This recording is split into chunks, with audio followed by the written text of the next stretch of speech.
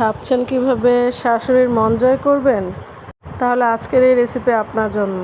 না না, শুধু কিন্তু বলার জন্য বলছি না, একবার ট্রাই করেই দেখুন অ্যান্ড অবশ্যই আমাকে ফিডব্যাক জানাবেন। আসসালামু আলাইকুম, কেমন আছেন সবাই?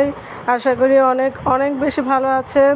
তো আজকে খুবই চমৎকার একটি রেসিপি নিয়ে চলে এসেছি অ্যান্ড এই রেসিপি ট্রাই করলে ইনশাল্লাহ ইনশাল্লাহ যেই আপনার উপর রেগে থাকুক না কেন অথবা কোনো কারণে অসন্তুষ্ট থাকুক না কেন, অবশ্যই আপনি তার আশা করি ইনশাল্লাহ মন জয় করে নিতে পারবেন। এটা আপনার শাশুড়ি হলেও কিন্তু অবশ্যই ইনশাল্লাহ। এই রেসিপিটা এতটাই মজাদার অ্যান্ড এতটাই আনকমন একটি রেসিপি। তো আমি এই যে ফার্স্টে লম্বা লম্বা করে ফ্রেঞ্চ ফ্রাইয়ের মতো করে আলুগুলো কেটে নিচ্ছি অ্যান্ড এটা কিন্তু ফ্রেঞ্চ ফ্রাইয়ের মতো করেই কেটে নিতে হবে। এই ফাঁকে দেখেন বৃষ্টিও হচ্ছিল। এই রেসিপিটার জন্য ওয়েদারটাও খুবই দারুণ ছিল, একদম ঝমঝমিয়ে বৃষ্টি হচ্ছিল। যাই হোক, আমি এই যে 4 পিস ইলিশ মাছ নিয়েছি। তো ইলিশ মাছগুলোতে আমি জাস্ট হলুদ মরিচ আর লবণ দিয়ে মাখিয়ে নিব।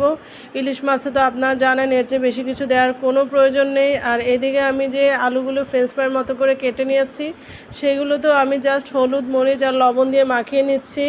অ্যান্ড দিয়ে মাখিয়ে রাখলে আপনারা সবাই জানেন যে আলু থেকে পানি বের হয়ে আসে, লবণের কারণেই এটা হয়। এই কারণে আমি পরে কি করব, কিছুটা বেসন অ্যাড করে দিব যাতে করে এই লবণটা সোক করে নেয় অ্যান্ড খুব কুরকুরে একটা ক্রিস্পি ক্রাঞ্চি অ্যান্ড খুবই টেস্টি একটা টেক্সচার। এই যে দেখেন বলতে বলতে আমি এই স্টেপটাও করে নিচ্ছি অ্যান্ড দেখতে কিন্তু এখনও ভাজিনি, তারপরও কতটা অসাধারণ অ্যান্ড লোভনীয় লাগছে।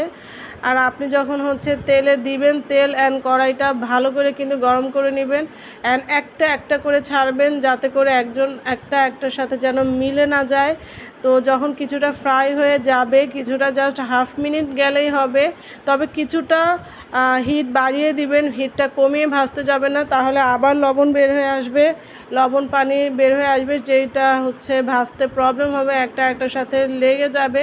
তো এই কারণে কিছুটা হাই হিটে ভাজতে হবে অ্যান্ড জাস্ট আপনার 5 থেকে 7 মিনিট লাগে এই ফ্রেঞ্চ ফ্রাইগুলো ভাজার জন্য। আমি ফার্স্টে ফ্রেঞ্চ ফ্রাইগুলো ভেজে নিয়েছি অ্যান্ড দেন মাছটা ভেজে নিচ্ছি যেন মাছটা গরম গরম খাওয়া যায়, কারণ ফিশ ফ্রাইটা গরম গরম অবস্থায় খেতে কিন্তু টেস্ট বেশি আসে। এই কারণে আমি ফ্রেঞ্চ ফ্রাইটা আগে ভেজে পরে ফিশটা দিয়েছি অ্যান্ড দেন কিছু পেঁয়াজও দিয়েছি যেন বেরেস্তার মতো একটা